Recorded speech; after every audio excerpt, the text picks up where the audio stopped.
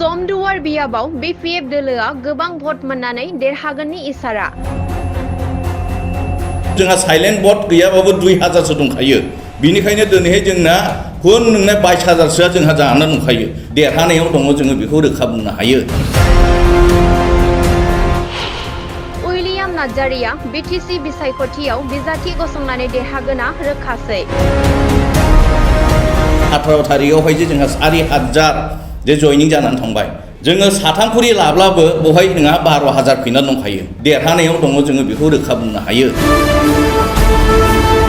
जेसेनो बिसायख'थि समा खाथियाव फैदों एसेनो गावबागाव राजखान्थि हान्जाफोरा गोख्रोंनिफ्राय गोख्रों जानायखौ नुनो मोन्दों।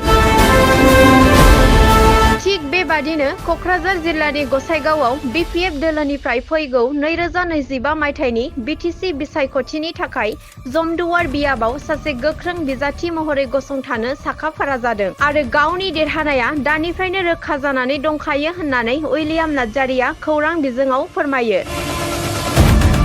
18 थारिखआवहाय जे जोंहा 4000 जे जयनिं जानानै थांबाय।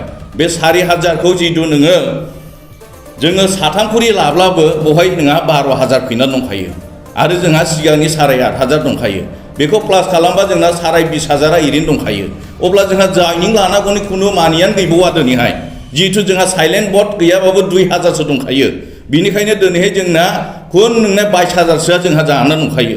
बिनिखायनो जोंहा जयनिं लानांगौनि बाथ्रा नङा। जिहेतु जोंनो भट लानानै देरहानायसो आरो दिनैहाय जोंहा देरहानायाव दङ जोङो बेखौ रोखा बुंनो हायो। जुमदार ओनसोलनि बा समस्तिनि साफ्रोमबो जनगोष्ठीनि सिगां मोनसे बुंहरनो नागिरदों, मेसेज होनो नागिरदों। उइलियामा जेखिनि बाथ्राखौ होयो बेखौहाय दिनैसिम मावालाबा थायाखै। खम बेसि जानो हागौ मावनायनि खेत्रआव, नाथाय लांसु फांसु सिगांनि बादि आं सासे बिजाथि नङा। आङो गोख्रों सासे बिजाथि हिसाबै ओंखारबोदों। बिनिखायनो जायखि केन्डिडेट जाया मानो अपोजिशननिफ्राय जोंहा बेवहाय सिन्था खालामनांगौ गैया आरो आं साफ्रोमबो रायजो राजाफोरनि सायाव आङो बेखौनो मेसेज हरनो नागिरो।